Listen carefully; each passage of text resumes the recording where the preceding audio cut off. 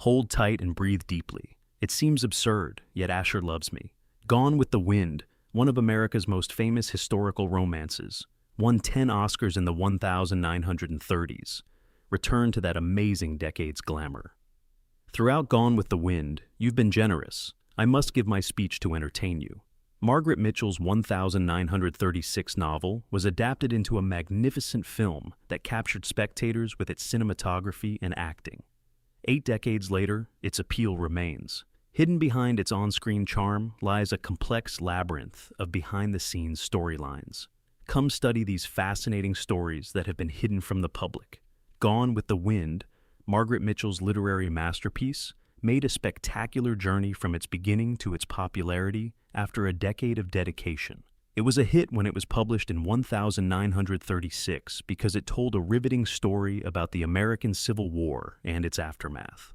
Mitchell, born in Georgia in 1900, began working on this important novel at 25. Given that Mitchell kept her major project a secret for so long, her success is even more impressive. Despite working on the book for almost 10 years, she didn't tell anyone until she submitted it for publication. Her relatives and friends were shocked when she revealed her secret. Mitchell first doubted her choice since one of her pals couldn't believe it. She debated returning the book and not publishing it, unsure. It was even on her mind. Lucky for us, everything worked out. An editor who admired Mitchell's writing promoted her book. The 1937 Pulitzer Prize and millions of sales prove that Gone with the Wind was a success. However, its greatest success was yet to come. The book was made into a fantastic film in 1939, 3 years after its publication. The film received many awards for its stunning performances, scenery, and costumes. Mitchell's characters in the South surroundings were immortalized in cinema, becoming history. David Selznick battled addiction throughout filmmaking. David O. Selznick, a legendary film producer, was seeking his next success. After a Civil War film failed, he lost interest in researching another historical topic. However, fate had other plans for him. The 1936 publication of Margaret Mitchell's landmark novel, Gone with the Wind, gave Selznick an opportunity to try something new. He decided to consider the book despite knowing little about it. He bought the Gone with the Wind film rights for $50,000. David O. Selznick's decision to film Gone with the Wind was his smartest and most important decision. He was unaware, yet it led to one of the most unforgettable films in cinema history. The financially and creatively important investment laid the framework for a masterwork that would garner recognition and become part of American culture. Selznick's purchase of the rights set a record for literary adaptation spending at the time. Despite knowing the financial risk, Selznick entered this venture with anxiety and resolve. Margaret Mitchell initially played a minor role in the film adaptation of her book. Her joy grew as she saw Selznick and his colleagues work hard to bring her characters to life. Mitchell was astonished by their interest in her story, even if she preferred to stay away. When her favorite characters appeared on film, she was thrilled. Mitchell was less involved in the movie's details, but his work with Selznick made it more interesting. She formed a successful connection with Selznick and his crew by trusting them with her story. They worked well together, turning Selznick's misgivings about spending a lot of money into a huge success. The 1939 premiere of Gone with the Wind made it a global cultural phenomenon. The film's huge success proved Selznick's risky investment was worth it and cemented its place in film history. Selznick, however, battled personal issues, including drug addiction, from the start. Selznick led the production through difficult waters like a captain. Along with his creativity, he was dangerously dependent on pharmaceutical drugs. On set, one actor said he devoured drugs like popcorn, describing Selznick's addiction. Because it had the highest budget at the time, Gone with the Wind was under a lot of pressure. Selznick used drugs to cope with the financial risk. They gave him confidence, but they also gave him too much power over the script, sets, and performers. Though his vision and passion were crucial to Gone with the Wind's creation, it burdened everyone. The cast and crew had to deal with tough production schedules and constant pressure, making the task even harder. In retrospect, Selznick's antisocial behavior, fueled by substance abuse, made the issue worse. His achievements to the film business are undisputed, but they remind us of the human obstacles that come with creative success. David O. Selznick suggested firing Gone with the Wind's first director. Despite casting and substance abuse difficulties, the film's production was mayhem. It involved behind-the-scenes disputes that affected film production. George Cukor, a renowned director, was chosen to direct the film. However, his relationship with producer David O. Selznick was tense and divisive. Cukor and Selznick clashed because Selznick controlled every element of production. The filmmaker disliked Selznick's intervention in the creative process, which led to heated fights on set. Cukor was fired by Selznick after their tension reached a breaking point. His official explanation was that Cukor was working too slowly. Many believe that openly gay Hollywood actors were looked down on at the time. However, Clark Gable, one of the film's main performers, is reportedly in it. These panelettes also discriminated against Cukor's orientation, which is a F******ing issue. Considering everything, bias may have caused Cukor's termination. The exact reason Cukor was sacked from Gone with the Wind is unknown. Selznick's explanation that Cukor worked too slowly may have been a tactic to hide more difficult issues. Cukor's resignation, whether owing to artistic differences, professional issues, or prejudice, continues to spark debate and add to the movie's peculiar history. Cukor left in 1980s. Scarlett O'Hara's casting was the turning point in Gone with the Wind's production. I searched everywhere for you. I must tell you something. Can we find peace and quiet somewhere? The final choice was Vivien Leigh. However, this choice was difficult. Leigh faced tough competition among 1,400 lead candidates. Since Scarlett O'Hara had a Southern accent, her British heritage was problematic. This was a stark contrast to Leigh's Southern upbringing. Leigh struggled to find the right tone and dialect throughout the tryouts, and she almost slipped into a Northern Yankee accent. Despite these initial obstacles, her perseverance and acting ability got her the role. The fact that a British actress would represent a famous Southern figure sparked controversy and mistrust. Southern tradition-loving groups like the Daughters of the Confederacy opposed Leigh's casting. These groups considered the casting a cultural aberration. Despite their concerns and requests for reevaluation, the decision stood. Leigh played Scarlett with elegance and grace throughout the film, under difficult circumstances. Her performance was made more uncomfortable by having to wear a narrow corset, a fashion staple at the time that shaped women's proportions. Producer David O. Selznick's insistence on tape to accentuate her cleavage exacerbated her physical hardship.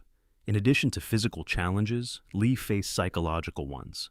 Despite becoming one of the greatest performers of her generation, she struggled with bipolar disorder. Stress from the manufacturing caused mood swings and worsened her health. She needed tenacity beyond acting to balance her personal life with the obligations of playing a legendary figure. Despite her struggles, Leigh's Gone with the Wind performance will be remembered. Her famous monologue midway through the film is unforgettable. War abounds. War talk is ruining this bridge's joy. Boredom makes me want to yell. Even today, fans love it, showing how much Leigh's performance inspires. While playing Rhett Butler, casting Clark Gable, and putting Gone with the Wind on the big screen was difficult, from casting issues to behind-the-scenes disputes. After its success and critical praise, the film's legacy remains controversial, especially as contemporary critics are questioning its depiction of historical events and racial relations. Rhett Butler's characterization was a major challenge while casting. I'm not giving anything away. I simply state that the Yankees have more resources than me. Many were surprised when novelist Margaret Mitchell originally distanced herself from the project. She preferred Groucho Marx for the role. Mitchell's unorthodox offer suggested he wanted to break the mold. Producer David O. Selznick had a different idea. Hollywood star Clark Gable, famed for his charisma and toughness, was his choice for Rhett. Gable initially hesitated to accept the position due to personal reasons like divorce-related financial issues, but he eventually accepted. As Rhett Butler, Gable charmed audiences and cemented his Hollywood legacy. Mitchell's surprising choice highlights the challenges of turning famous texts into films, while Selznick's unshakable dedication shows how producers shape film history. The 1930s ideal Hollywood leading man was Clark Gable, a charming and charismatic figure who embodied rugged masculinity. He was known for blending masculinity and emotion. He often played characters that reflected society's idealized masculine, which is force and pride rather than weakness. In Gone with the Wind, Gable was challenged to change his tough guy image. Gable plays Rhett Butler, who loses his daughter in a crucial scene. This makes him vulnerable, Unlike his stoicism, Gable shed tears and showed emotional vulnerability in this moment, breaking his gruff character. The exchanges between Gable and director Fleming behind the scenes showed that he was struggling to balance society's demands with his performance's emotional depth. Fleming encouraged Gable to embrace the role's emotional depth, breaking him from his usual image. This moment showcased Gable's acting skills and raised questions about personal identity and Hollywood's image. Fleming stressed that accepting one's feelings, especially in times of deep sadness, provides strength. He argued that authentic masculinity is being genuine and acknowledging that even powerful people feel vulnerable. Gable's tears were quietly indicated rather than being visible during the passage to depict the conflict between cultural norms and actual expression. However, it remains one of the film's most powerful scenes. Gable's struggle in this sequence reflects Hollywood's 1930s struggles with masculinity and deeper feelings. We must rethink what it means to be strong and vulnerable. Gable's performance as Red, which won praise regardless of whether he cried, showed how movies can break preconceptions and unite us despite racial differences. The character of Mammy, performed by Hattie McDaniel in Gone with the Wind, is famous. She was the first African American to win an Academy Award, but her story goes beyond that. It has emotional and cultural value and connects her to the Civil War. As a descendant of slaves, McDaniel was deeply rooted in this horrific time. Though she was not present during the war, the stories, tragedies, and scars were passed down to her like treasured family treasures. These family gathering stories reminded us of tenacity and perseverance and recalled a recent past.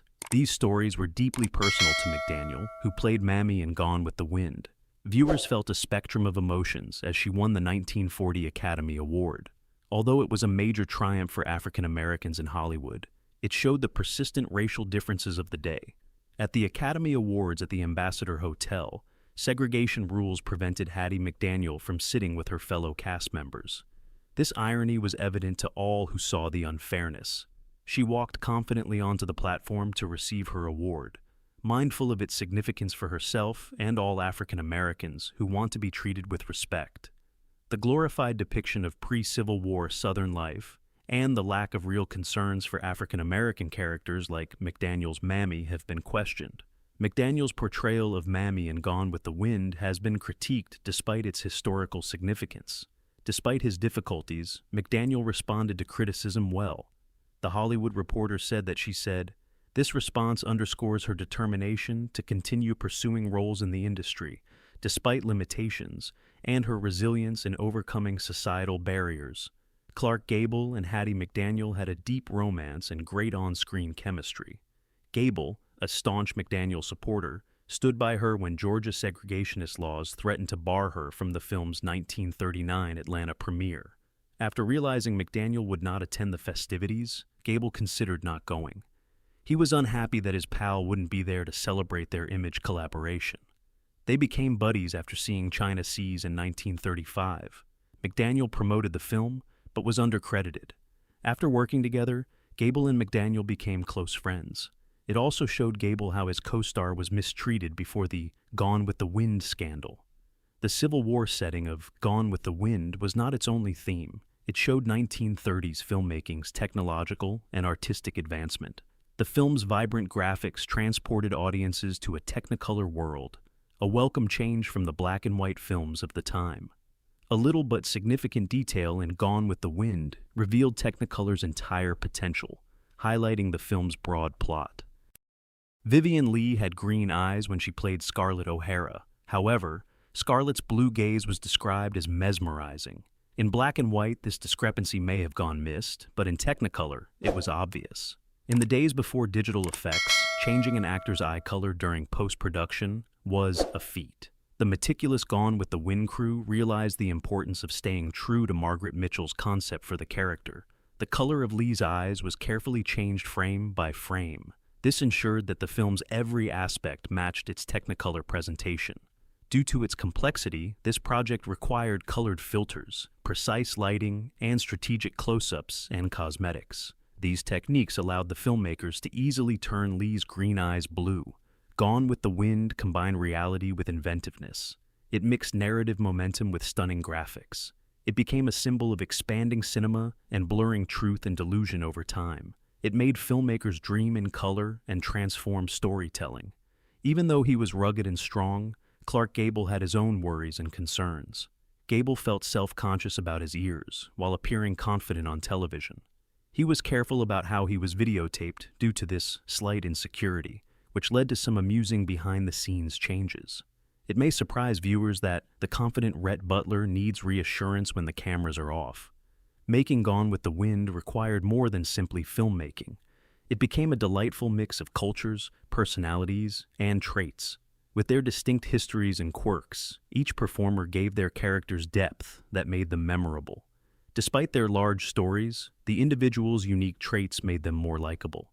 When the smart Mr. Wolf no longer controls you, they showed the audience that Gone with the Wind was about real people, despite its beautiful visions. Line of epicenter. A now famous line in Gone with the Wind changed cinema censorship and defied the Hays Code in the 1930s. In Margaret Mitchell's epic novel, Rhett Butler tells Scarlett O'Hara, "Well, I hear Mrs. Wilkes is going to have a baby in another." He adds, this bold statement became a defining moment in the narrative, capturing Rhett's indifference and marking a crucial point in the character dynamics. However, the 1934 Hays Code set rigorous moral standards for American films. Language, violence, and sexual content were restricted. Even the moderate vulgarity word damn was prohibited by these standards. According to David O. Selznick, who produced Gone with the Wind, Rhett Butler's remark was important to both the text and the film. Knowing that eliminating this essential sequence would weaken the tale, he took the decision. Once Selznick realized he needed to circumvent the Hays Code, he began a long lobbying campaign to include the sentence in the film. After much battle, he convinced them that including it was necessary to preserve the work's creative integrity and accurately reflect Mitchell's novel. Although repealed in 1968, the Hays Code increased artistic freedom. The burning of Atlanta in Gone with the Wind is one of the film's most memorable scenes, from the first spark to the moment the massive fires lit up the sky. The display is stunning, but there's more. Simply put, it's about creativity, audacity, and a fire-damaged budget. The task seemed daunting. How can you show the destruction of a city while communicating its enormity and intense emotions? This fire was a character, marking the end of one era and the beginning of another. Producer David O. Selznick understood the significance of this incident. Only big, painful, and most importantly genuine could explain it. In the 1930s, real effects were fashionable, and computer-generated imagery was unthinkable. Atlanta had to explode seriously. The creative answer was found in MGM's dusty backlot, filled with old sets from previous movies. These sets, which included the King Kong Gate facade, were chosen to burn Atlanta down. Reusing these old sets was pragmatic, but it had symbolic value. The novel's main theme was to get rid of the old and make place for the new. After the embers cooled and the smoke cleared, the bet was won. The Atlanta fire set the benchmark for cinematic spectacles. This scene has been recognized and respected for years. Its impact goes beyond beauty. It perfectly captured the Civil War's turbulent mood and carried a lot of emotional weight. Some actors briefly visited set, and dummies were seen. Besides its main story, Gone with the Wind is complex. It combines lesser narratives to produce a masterpiece, and every performer, no matter how brief, contributes to its brilliance. Bonnie Blue's nurse overcame difficulty quietly. The soldier also reported Ashley's capture, starting the story. Despite their brief roles, these actors made the film more passionate. In their interactions with the main protagonists, they suggested a world of tales and wounds. Scarlett O'Hara also navigates a sea of wounded men in a famous scene. To achieve this, hundreds of carefully constructed dummies were strategically placed among real actors. This showed the film's creativity and visual impact. Funny Clark Gable prank. Clark Gable perpetrated one particularly memorable prank on his co-star, Hattie McDaniel, during Red Hands. Gable added humor to a scene where McDaniel's mammy was supposed to drink tea. Since he knew McDaniel's personality and had worked with him before, he had fun. He replaced Mammy's tea with whiskey without McDaniel's knowledge. He did this without telling McDaniel. McDaniel, uninformed of the changeover, drank tea during the play. She was confused and spit out by the whiskey flavor. Was surprised by the experience. Despite being surprised, McDaniel laughed off the prank. Even though she knew the prank was a joke, she never forgave Gable. The fact that real whiskey was incorporated in the film's final edit made this funny incident a memorable moment in their shared filming experience. Men and women earn differently. Vivien Leigh and Clark Gable, her Gone with the Wind co-star, earned very different salaries in the 1930s. This difference showed the industry's attempt to reconcile screen developments with real-life discrepancies. Leigh hid a terrible truth behind her stunning beauty on TV. Gable earned much more than her, which was not just due to contract negotiations, but a systemic issue. Gable earned $125,000 on his 71-day filming. In comparison, Vivien Leigh, who played Scarlett O'Hara, worked on her art for almost 125 days, but was only paid $25,000. This compensation discrepancy is a devastating reminder of the entertainment industry's gender biases and economic disparities, especially in high-profile projects. The video's major topic is now. We hope it piqued your interest and opened your eyes. Remember, each narrative deepens our comprehension of the world. Who knew Hollywood's golden age had so many secrets? Thanks for watching. Like, comment, and subscribe for more thought-provoking material.